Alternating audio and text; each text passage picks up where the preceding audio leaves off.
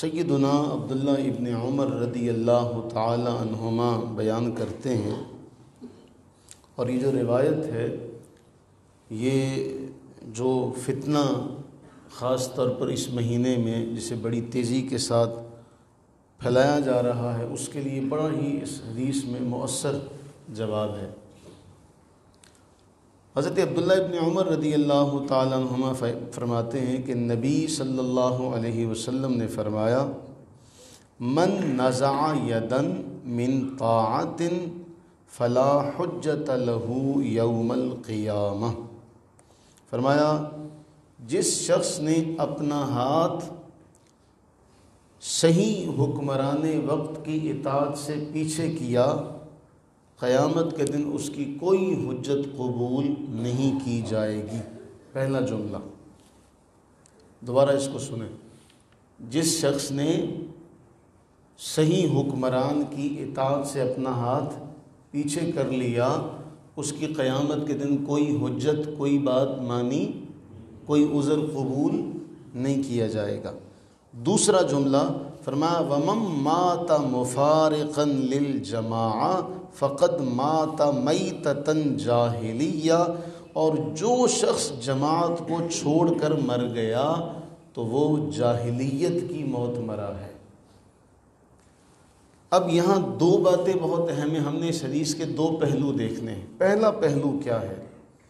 یہ اس آج کل کے زمانے میں تو ووٹ کا سلسلہ ہے، اب یہ اس اسلامی دور کے حوالے سے بات ہو رہی ہے کہ جس زمانے میں حکمران کی اس کے ہاتھ پر بیعت کی جاتی تھی، آج اس کا ایک نیا شکل ووٹ کی صورت میں ہمارے پاس موجود ہے، اس کی ایک نئی صورت۔ اب ہم نے اس حدیث کے تناظر میں دیکھنا ہے کہ اگر یزید صحیح حکمران ہوتا تو سیدنا امام حسین رضی اللہ تعالیٰ عنہ کبھی اس کے خلاف کھڑے نہ ہوتے، کبھی بھی اس کے خلاف کھڑے نہ ہوتے۔ کیوں؟ اگر صحیح حکمران ہو تو اللہ کے نبی صلی اللہ علیہ وسلم نے فرمایا قیامت کے دن ایسے کی حجت قبول نہیں کی جائے گی، اس کا کوئی معاملہ نہیں، کوئی عذر نہیں مانا جائے گا جس نے صحیح حکمران کی اطاعت سے اپنا ہاتھ پیچھے کر لیا۔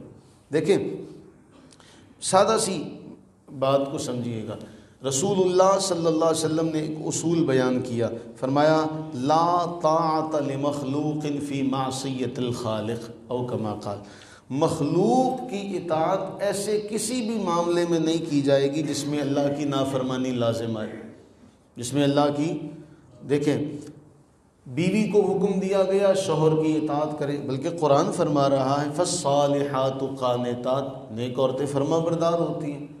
اب بیوی کو حکم دیا گیا کہ وہ شوہر کی فرما برداری کرے، شوہر کی اطاعت کرے۔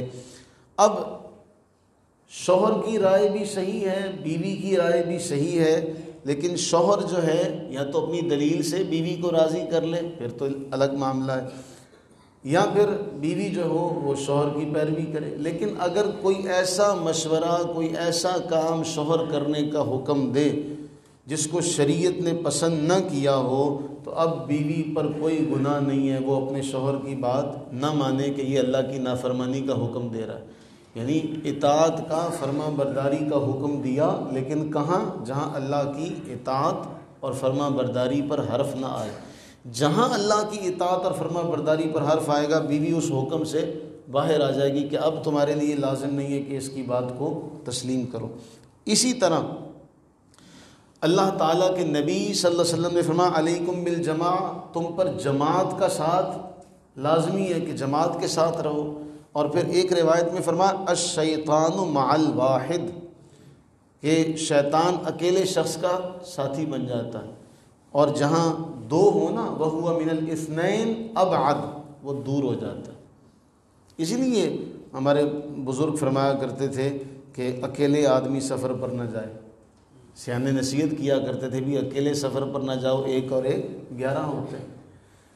اب یہاں معاملہ یہ ہے کہ جب یزید خلیفہ بنتا ہے، وہ حاکم کی کرسی پر بیٹھتا ہے، تو امام حسین رضی اللہ تعالیٰ عنہ اس کو تسلیم نہیں کرتے۔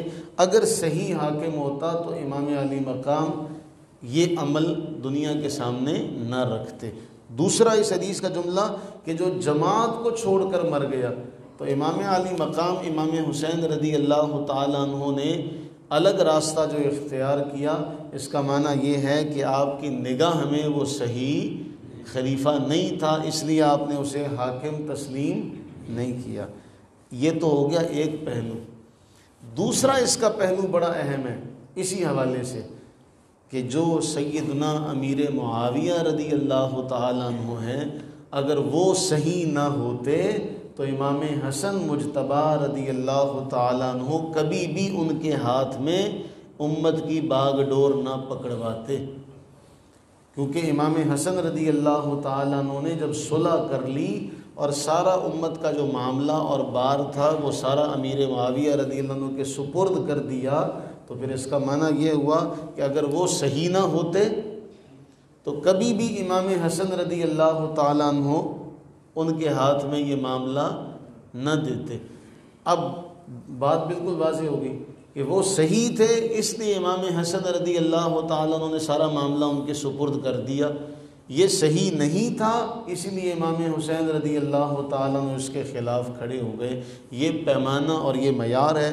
یہ مسند احمد کی روایت ہے اور اسے 5 مرتبہ امام احمد اپنی مسند میں لے کر آئے۔ 5386 نمبر روایت ہے اور صحیح سند کے ساتھ مروی ہے۔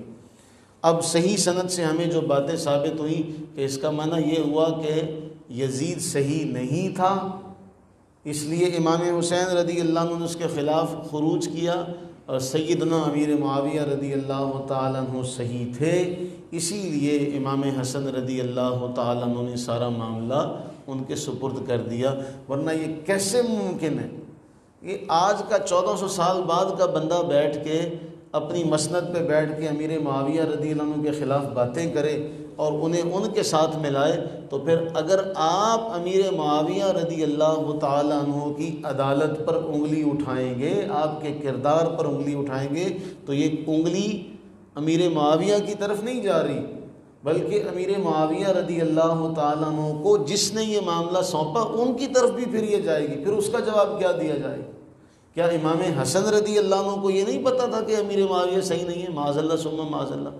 تو انہوں نے ان کے لیے یہ سارا معاملہ ان کے ہاتھ میں دیا، تو پھر اس کا معنی یہ ہوا کہ یہ صحیح تھے اور یزید صحیح نہیں تھا۔ اللہ سے دعا کریں کہ اللہ تعالی ہمیں صحیح کو صحیح اور غلط کو غلط کہنے کی، سمجھنے کی توفیق عطا فرمائے۔